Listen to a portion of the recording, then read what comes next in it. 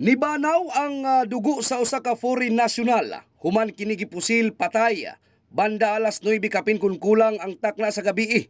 Pebrero 2, 2025 sa may Purok 5, Barangay Pulang Lupa, Trinto, Agusan del Sur. Biktima, giilang nga mao si Ralph Eugene Manikil, 56 anyos, minyo, usa ka company supervisor o residente sa 159 Cottage Street, Boston, Massachusetts, USA.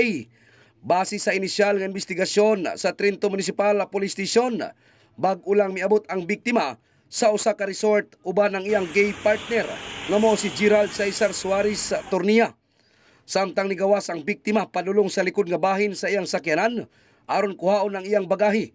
Og didto kalit lang matudpang niabot ang wala mailang responsable ug walay pagduha-duha kini nga gipusil gamit ang shotgun. Human sa pagpamusil, gikuha usab sa suspitsado ang sling bag nga nasa biktima nga dunay sulod nga kwarta nga mukabat sa 50,000 pesos. Sa papark namin sir, siya man ang driver, so niuna siya para mag-prepare kuha sa mga kuan ba, mga gamit sa bag, gamit. So una siya dito sa liko, abrihan niya mo sakyanan. So kuha niya ang kanang moto yung kuan dito, kuhaon niya ang katong bag sa likod.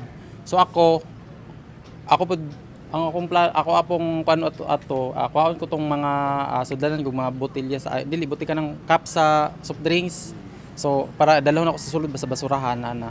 So akong position is nakahang ako ang isa ka tiil sa kanang pertahan while naay ganang abre nga gamay, tapos nakahang ako isa ka tiil, ang isa nakapatong ana ba, tapos akong sling bag nakasabak siya. Ako nga isabit ko diri. So anak ko dito. Tapos naay kanang tao nga ni anak dira sa unahan sa sakyanan ba sa kanang Marisa Admiral dapit ana. So sumala pa sa live-in partner sa biktima nga iya pang nakita nga milabay sa iyang kiliran ang giingong suspek ug wala niya damha nga ingon ani na di ay ang mahi aguman. Dugang pa niya nga ang kwarta nga naa sa iyang sling bag nikabat sa 50,000 kapin pesos nga unta ilang ipundar para sa ilang plano sa umaabot. sige sana don't move ana mo na akong ingon sa iya ha, don't move, pero siya kay kanang mugrit manggudguday na siya basta na siya mga kuan kay naanad siya sa mga kanang hotel or sa mga kanang mga ingod nga may nga nga pag nakay gamit di ba nay mo sugat sa imong mga staff para tabangan ka sa imong gamit. So, Sumala pa usab sa gipagawas nga pahayag ni Police Lieutenant Abelardo Ulavis, ang Deputy Chief of Police sa Trinto Municipal Police Station.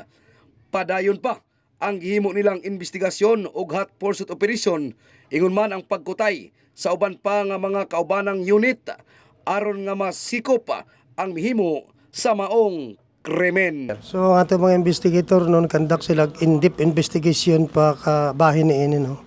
Kay ang una na tong anggulo mo tong robbery. So ato kay paloman pagyud ang atong investigasyon para kuha ginatoon sa gud ang root cause sa ini nga krimen pagitabo kalibutan ni kay aron masusi kinato tanan nga mga detalye. Sa pagkakaron, padayon paghihapon ang gihimo nga hot pursuit operation ug paghatag og laumpang investigasyon sa mga kapulisan sa Trinto Municipal Police Station aron matumbok ug madakpan gayud ang mihimo sa dili tiaw nga krimen. In the heart of changing lives, kini si Brigada Peter Luloy Abulok sa 105.5 Brigada News FM Trento Agusan, The Music and News Authority.